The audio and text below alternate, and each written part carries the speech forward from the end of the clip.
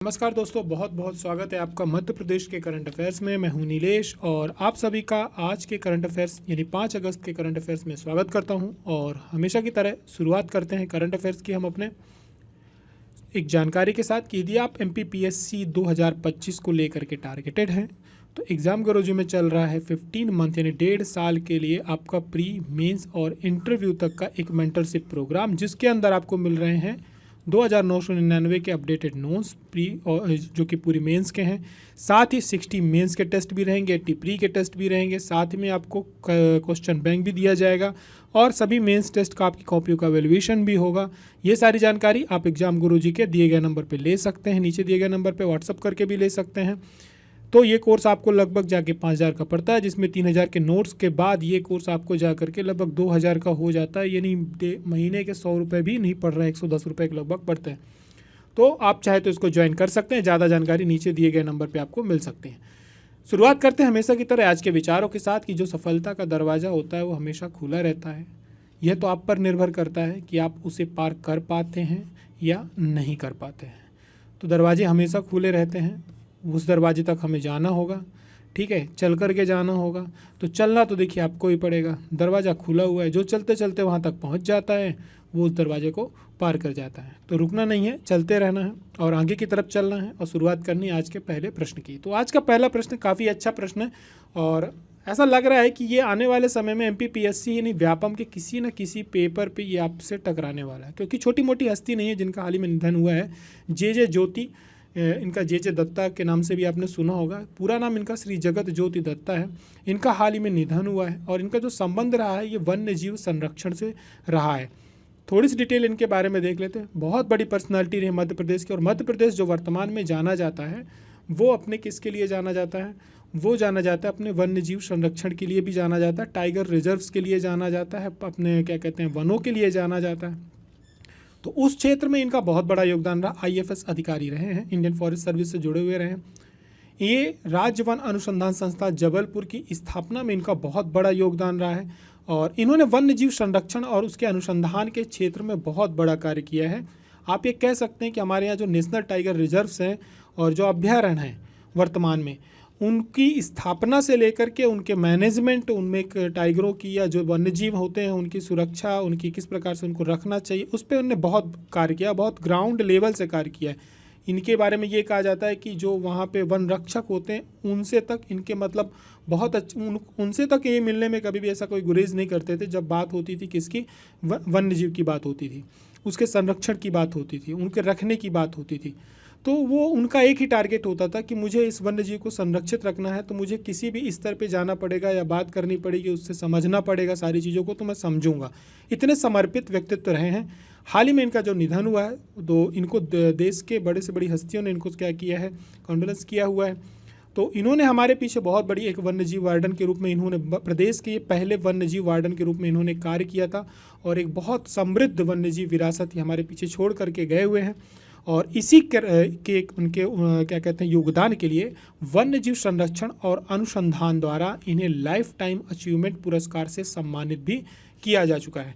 तो आने वाले समय में किसी न किसी परीक्षा में आपसे ये प्रश्न टकराएगा और आपको इसको क्या करके रखना, ध्यान करके रखना। बढ़ते हैं आगे की तरफ। हाल ही में क्या हुआ है कि all India independent cup karate championship 2024 जो कि आयोजित की जा रही है, उसमें मध्य प्रदेश के खिलाड़ी उन्होंने अच्छी परफॉर्मेंस करी। कितने पदक जीते हैं? तो वर्तमान में उन्होंने 12 पदक जीते हुए हैं और ये जो आयोजित की जा रही है नई दिल्ली में आयोजित की जा रही है। और जैसे ही पूरे पदक तालिका आती है तो आपको इसके बारे में अपडेट कर दिया जाएगा। वर्तमान में मध्य प्रदेश के खेल एवं युवक कल्याण मंत्री कौन है? श्री कैलाश विश्वास सारंग है। मध्य प्रदेश को अंगदान प्रत्यारोपण के क्षेत्र में अभी हाल ही में सम्मानित किया गया है। तो किस सम्मान से सम्मानित किया गया? एक उभरते राज्य केंद्र शासित प्रदेश के रूप में सम्मानित किया गया है।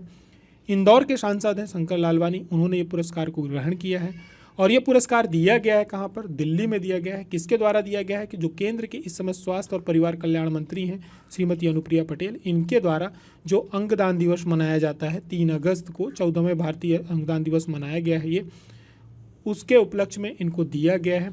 और क्यों दिया गया है? वो इसलिए दिया गया है क्योंकि मध्य प्रदेश ने 60 ब्रेन डेड कैडबेरिक दान सफलतापूर्वक पूरे हुए हैं और एक नया बेंचमार्क स्थापित किया है, इसलिए बेस्ट इमर्जिंग स्टेट का पुरस्कार दिया गया है। बात करी जाए सोटो की। सोटो मतलब होता है राज्य अंग और ऊतक प्रत्यारोपण संगठन। 2018 में MGM यानी Mahatma Gandhi memorial medical college जो कि इंदौर में है, वहाँ पर इसकी स्थापना की गई। और जब इसकी स्थापना की गई 2018 में, तभी इसको बेस्ट इमर्जिंग डिस्ट्रिक्ट का पुरस्कार मिल चुका था इंदौर को। लेकिन अंगदान प्रत्यारोपण के लिए विशिष्ट कार्य के लिए सोटो को मध्य प्रदेश को बस 2019 में भी बेस्ट सोटो का भी अवार्ड यानी अंगदान संस्थान का भी अवार्ड दिया जा चुका है। अंगदान जो दिवस है, भारतीय अंगदान दिवस की बात हो रही है, प्रत्येक वर्ष 3 अगस्त को मनाया जाता है। 2010 से मनाया जा रहा है, 14वां भारतीय ये था तो 2024 में। आगे की तरफ बढ़ेंगे, बात करेंगे अगले प्रश्न की कि बेगम बिल्किस का मकबरा कहाँ पर है। बेगम बिल्किस फिर से खबरों में है, क्यों है? वो इसलिए खबरों में है क्योंकि इनका जो मकबरा है बुरहानपुर में है। अभी हुआ ये है कि हमारे यहाँ का जो भारतीय पुरातत्व सर्वेक्षण यानी ASI है और वक्फ बोर्ड है, ये दोनों चले गए थे कोर्ट, जहाँ अहुलवालिया की बेंच का मैटर था ये। वहाँ पर ASI ने इसके लिए लड़ाई लड़ी कि ये वक्फ बोर्ड की संपत्ति नहीं है, ये ASI की संपत्ति को लेकर के, मतलब किसके अंतर्गत में आता है उसको लेकर के लड़ाई थी। तो ASI ने अपना जो वहाँ पर तर्क रखा है कि शाह सूजा स्मारक, नादिर शाह का मकबरा और बीबी साहिबा की मस्जिद, ये प्राचीन स्मारक जो परिरक्षण अधिनियम 1904 के अंतर्गत ये प्राचीन संरक्षित स्मारक हैं, ये हमारे पास आते हैं, यानी हमारे जो इंस्टीट्यूशन है उसके अंतर्गत आते हैं। कोर्ट ने भी क्या किया है कि बिल इसको सही माना है और उन्होंने क्लियर किया कि ये जो तीनों प्राचीन स्मारक हैं ये वक्फ बोर्ड की संपत्ति नहीं है। ये किसकी संपत्ति है? ये भारतीय पुरातत्व सर्वेक्षण यानी ASI की संपत्ति है।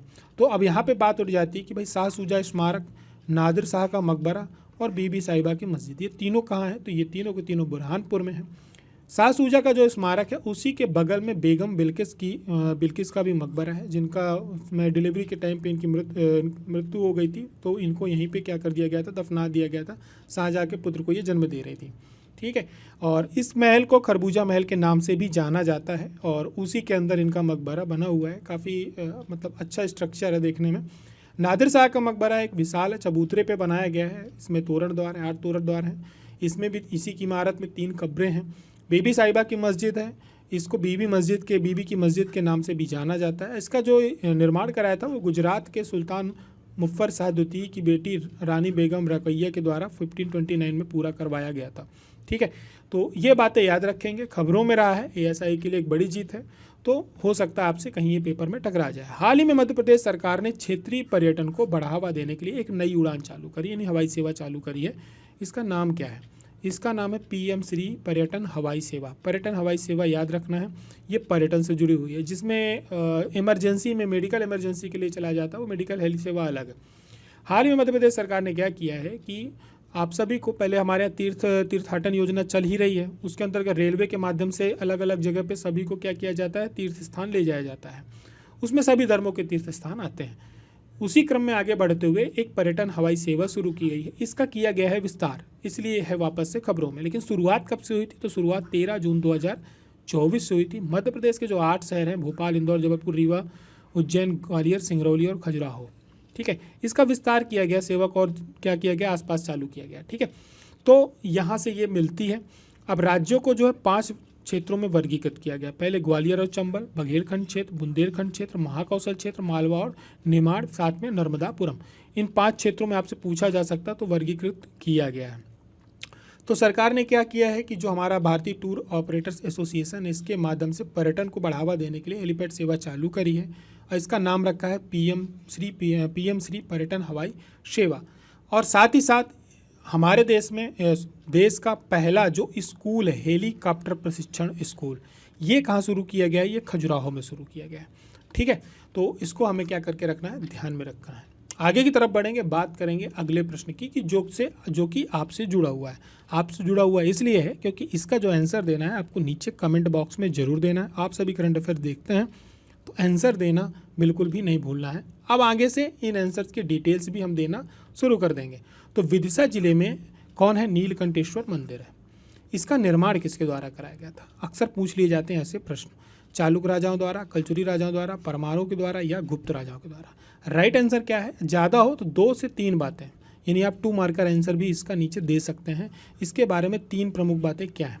किसके द्वारा निर्माण कराया गया, किस शैली में बना हुआ है, ठीक है, और किसके लिए फेमस है आप ये भी कर सकते हैं, या कोई विशेष किसी न किसी जगह की बात फेमस होती है तो वो आपको नीचे कमेंट करके ज़रूर बताना है।